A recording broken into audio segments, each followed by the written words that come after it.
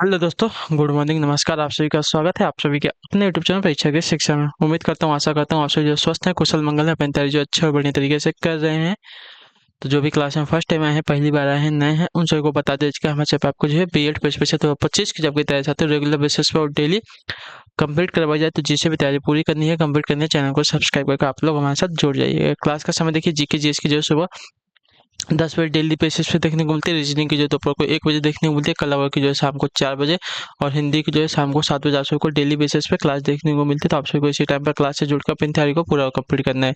नीचे डिस्क्रिप्शन में आपको इंस्टाग्राम टेलीग्राम का लिंक मिलेगा, तो इंस्टाग्राम पे फॉलो कर लेंगे, टेलीग्राम चैनल को ज्वाइन करेंगे। टेलीग्राम चैनल पर डेली बेसिस पे क्लास का अपडेट और आपको जो है एग्जाम का अपडेट मिल जाएगा, तो आप लोग जो है टेलीग्राम चैनल को ज्वाइन कर लीजिएगा। ठीक है, चलिए क्लास स्टार्ट करें, देरी नहीं की। एक एक क्वेश्चन आपके एग्जाम के लिए बहुत इंपॉर्टेंट है, ध्यान से एक एक क्वेश्चन को देख कर उत्तर देने की कोशिश करते हुए आगे बढ़ेंगे। और क्लास स्टार्ट करने से पहले सभी से रिक्वेस्ट है कि जिसने अभी तक क्लास को लाइक नहीं किया, लाइक करेंगे, शेयर नहीं किया, शेयर करेंगे, और जिसने अभी तक चैनल को सब्सक्राइब नहीं किया, वो लोग जो है चैनल को सब्सक्राइब कर लेंगे। ठीक है, पहला क्वेश्चन हम 26 में ध्यान से देखेंगे, उत्तर देंगे। अच्छा, निम्न में किसे जो है वैश्विक विरासत का वन माना जाता है? बताइए, निम्न में किसे जो है वैश्विक विरासत का वन माना जाता है? इसका राइट आंसर क्या हो जाएगा? तो इसका राइट आंसर पश्चिम बंगाल में सुंदरवन। ठीक है, ऑप्शन नंबर जो सी दिया गया आपका सही उत्तर। पश्चिम बंगाल में गंगा एवं ब्रह्मपुत्र नदियों द्वारा निर्मित डेल्टा पर स्थित सुंदरवन को जो है वैश्विक विरासत का वन माना जाता है। वर्ष 1987 में सुंदरवन को जो है विरासत सूची में शामिल किया गया था। ठीक है, अगला है आपका साथियों 27 नंबर, 27 नंबर उत्तर देंगे। सही उत्तर क्या हो जाएगा? चंद्रमा पर निम्न में से क्या नहीं होने के कारण वहां किसी प्रकार का जीवन नहीं है? नाइट्रोजन, गंधक, ऑक्सीकरण या जल? तो आपका राइट आंसर हो जाएगा जल। ऑप्शन नंबर जो डी दिया गया आपका सही उत्तर हो जाएगा। ठीक है, क्लियर से को चंद्रमा पर जल तथा वायु की अनुपस्थिति के कारण वहां किसी प्रकार का जीवन नहीं है। ठीक है, अगले क्वेश्चन की तरफ बढ़ेंगे। आपका 28 नंबर, बताइएगा राइट आंसर क्या हो जाएगा? वह उपकरण जो ध्वनि तरंगों की पहचान तथा रिजु रेखन के लिए प्रयुक्त होता है, क्या कहलाता है? बताइए, वह उपकरण जो ध्वनि तरंगों की पहचान तथा ऋजु रेखन के लिए प्रयुक्त होता है, वह क्या कहलाता है?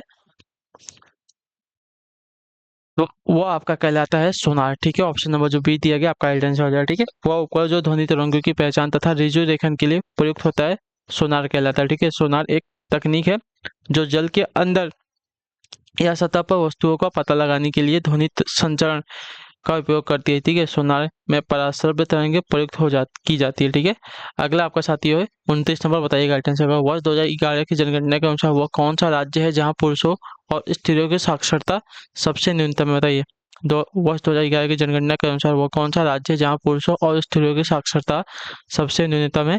तो इसका राइट आंसर आपको हो जाएगा साथियों, वह है आपका बिहार राज्य। ऑप्शन नंबर जो डी दिया गया आपका राइट आंसर हो जाएगा। ठीक है, वर्ष 2011 की जनगणना के अनुसार देश में पुरुष तथा स्त्रियों की न्यूनतम साक्षरता दर वाला राज्य आपका बिहार है, जहां पुरुषों की साक्षरता दर 71.2% तथा स्त्रियों की साक्षरता दर जो आपका 51.5% रही है। ठीक है, चलिए अगले क्वेश्चन की तरफ बढ़ेंगे। आपका है 30 नंबर, बताइएगा राइट आंसर का। लोसुंग पर्व कहाँ मनाया जाता है? तिब्बत में, अरुणाचल प्रदेश में, केरल में या सिक्किम में? तो देखिए, लोसुंग त्योहार आपका मनाया जाता है साथियों अरुणाचल प्रदेश में। ऑप्शन नंबर जो बी दिया गया आपका सही उत्तर हो जाएगा। ठीक है, लोसुंग अरुणाचल प्रदेश में मनाया जाने वाला पर्व है। यह पर्व जो है राज्य में किसानों द्वारा फसल कटाई की समाप्ति पर जो है मनाया जाता है। ठीक, चलिए अगले क्वेश्चन की तरफ पढ़ेंगे। 31 नंबर प्रश्न आपके सामने पूछा गया है, ध्यान से देख के बताइएगा राइट आंसर का। निम्न में से वह मद कौन सा है जिसके लिए भारत आयात पर सर्वाधिक राशि खर्च करता है? बताइए, निम्नलिखित में से वह मद कौन सा है जिसके लिए भारत जो है आयात पर सर्वाधिक खर्च करता है? खाद्यान्न है, कच्चा पेट्रोलियम है, उर्वरक है, लोहा तथा इस्पात है? तो आपका राइट आंसर हो जाएगा कच्चा पेट्रोलियम पर। ठीक है, ऑप्शन नंबर बी आपका राइट आंसर हो जाएगा। ठीक है, कच्चा पेट्रोलियम के आयात पर भारत जो है सर्वाधिक धनराशि खर्च करता है। अगले क्वेश्चन की तरफ बढ़ेंगे। आपका है 32 number, Marie Curie Marie Curie को जो है दो भिन्न नोबेल पुरस्कार किन विभिन्न श्रेणियों से मिले हैं? बताइए, मैरी क्यूरी को दो भिन्न नोबेल पुरस्कार किन भिन्न श्रेणियों से मिले थे? इसका राइट आंसर क्या हो जाता है? इसका राइट आंसर आपका हो जाएगा साथियों भौतिक तथा रसायन के। ठीक है, ऑप्शन नंबर ये आपका राइट आंसर हो जाएगा। ठीक, प्रसिद्ध वैज्ञानिक मैडम क्यूरी को जो है भौतिक तथा रसायन में नोबेल पुरस्कार दिया गया था। उन्हें वर्ष 1903 ईस्वी में रेडियो सक्रियता के क्षेत्र में किए गए खोज के लिए उनके पति पियरे क्यूरी तथा हेनरी बेकुलर के साथ संयुक्त रूप से भौतिक विज्ञान का तथा वर्ष 1911 ईस्वी में उन्हें जो रसायन विज्ञान का नोबेल पुरस्कार दिया गया था। ठीक है, अगला आपका 33 नंबर उत्तर दीजिएगा। राइट आंसर महावीर स्वामी कौन थे? तो महावीर स्वामी की अगर बात की जाएगी तो आपका राइट आंसर हो जाएगा 24वें तीर्थंकर। ठीक है, ऑप्शन नंबर आपका बी राइट हो जाएगा। ठीक, उनका जन्म जो है 540 ईसा पूर्व वैशाली के निकट कुंडग्राम में हुआ था तथा उनकी मृत्यु जो है 468 ईसा पूर्व पावर में हुई थी। ठीक है, अगला आपका है 34 नंबर, याद आया, ध्यान से देखिएगा, उत्तर दीजिएगा। राइट आंसर का हो जाएगा निम्न में से किस विदुषी ने वाद विवाद में अजय याज्ञवल्क्य को चुनौती दी थी? बताइए, निम्न में से किस विदुषी ने जो है वाद विवाद में अजय याज्ञवल्क्य को जो है चुनौती दी थी? इसका राइट आंसर क्या हो जाएगा? तो इसका राइट आंसर आपका हो जाएगा साथियों गार्गी ने। ठीक है, ऑप्शन नंबर जो डी दिया गया आपका राइट आंसर क्या है? ब्रह्मवादिनी गार्गी ने राजा जनक के दरबार में अजय वाल्लक्य को वाद विवाद में चुनौती दी थी। ठीक है, इन दोनों के बीच हुए वाद विवाद बृहत्तरणक उपनिषद में वर्णित है। ठीक है, अगला है आपका साथियों 35 नंबर प्रश्न, बताइएगा राइट आंसर। निम्न में से किस घटना ने इंग्लैंड सम्राट को भारतीय प्रशासन को अपने अधीन कर लेने के लिए प्रेरित किया था? तो आपका राइट आंसर हो जाएगा साथियों सिपाहियों का विद्रोह। ठीक है, ऑप्शन नंबर डी राइट हो जाएगा। 1857 ईस्वी में सिपाहियों विद्रोह की घटना ने इंग्लैंड के सम्राट को जो है भारतीय प्रशासन को अपने अधीन कर लेने के लिए प्रेरित किया था। ठीक है, मेरठ से प्रारंभ हुए इस विद्रोह की आग जो है देश भर में फैल गई थी। ठीक है, क्लियर है?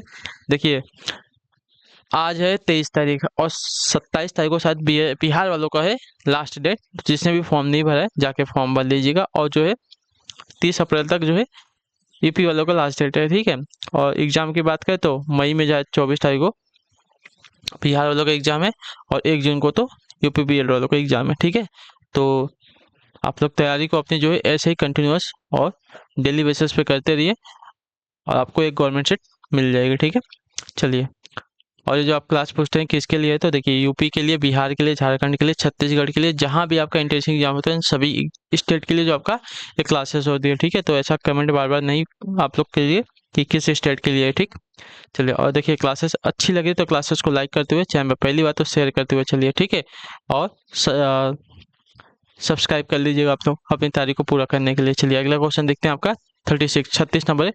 13वीं शताब्दी में राजस्थान के माउंट अबू में प्रसिद्ध दिलवाड़ा मंदिर किसने बनवाया था? बताइए, तो इसका राइट आंसर आपका हो जाएगा साथियों तेजपाल ने। ठीक है, ऑप्शन नंबर जो डी दिया गया आपका राइट आंसर। 13वीं शताब्दी में राजस्थान में सिरोही जिले में माउंट अबू में प्रसिद्ध दिलवाड़ा मंदिर का निर्माण वास्तुपाल एवं तेजपाल नामक 2 भाइयों ने करवाया था। ठीक है, यह मंदिर जैन धर्म के तीर्थंकरों को समर्पित है। अगला आपका साथियों 37 नंबर, निम्न में से कौन सी नदी जो हिमालय से परे की नदी है? बताइए, गंगा है, यमुना है, सतलज है और रावी नदी है?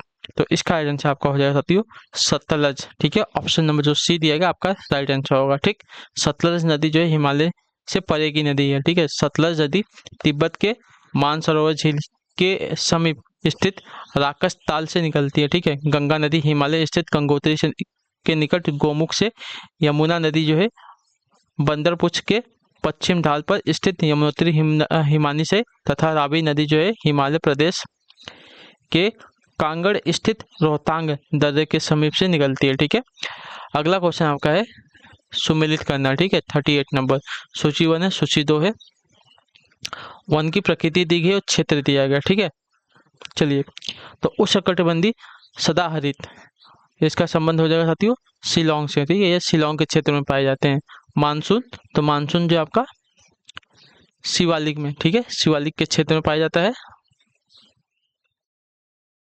चलिए, संतुष्टि की बात करें तो संतुष्टि जो आपका नीलगिरी में और मैंग्रोव जो है पश्चिम बंगाल में पाए जाते हैं। ठीक है, तो मिलान आपका हो जाएगा ए का दूसरा, बी का पहला, सी का चौथा और डी का तीसरा। ठीक है, यानी कि 2 1 4 3। ठीक है, ऑप्शन नंबर सी आपका राइट आंसर होगा। चलिए, अगले क्वेश्चन की तरफ बढ़ेंगे। 39 नंबर, किस संशोधन अधिनियम में मतदान की आयु जो 21 वर्ष से घटाकर 18 वर्ष कर दी गई थी? बताइए, तो इसका राइट आंसर हो जाती है 61वें संविधान संशोधन। और ऑप्शन नंबर जो डी दिएगा आपका राइट आंसर 61वां संविधान संशोधन 1988 के द्वारा जो अनुच्छेद 326 में संशोधन करके मतदान की आयु जो 21 वर्ष से घटाकर 18 वर्ष कर दी गई थी। अगला आपका साथियों है 40 नंबर बताइएगा राइट आंसर क्या होगा, सुमेलित कीजिए। ठीक है, सूची 1 का सूची 2 से सुमेलित करना। ठीक है, विक्रम संवत, तो विक्रम संवत जो है 58 BC का है। ठीक है, संख संवत की बात करें तो आपका 78 AD का है। ठीक है, इसका संबंध। और कलचुरी संवत की बात करें तो कलचुरी संवत आपका जो है 248 यानी कि 248 AD का है। और गुप्त संवत की बात करें तो आपका 320 AD का है। ठीक है, क्लियर से को ए का 3, शक संवत का आपका 4 हो जाएगा, कलचुरी संवत का आपका पहले के साथ मिला जाएगा, गुप्त संवत का आपका दूसरे के साथ। ठीक है, चलिए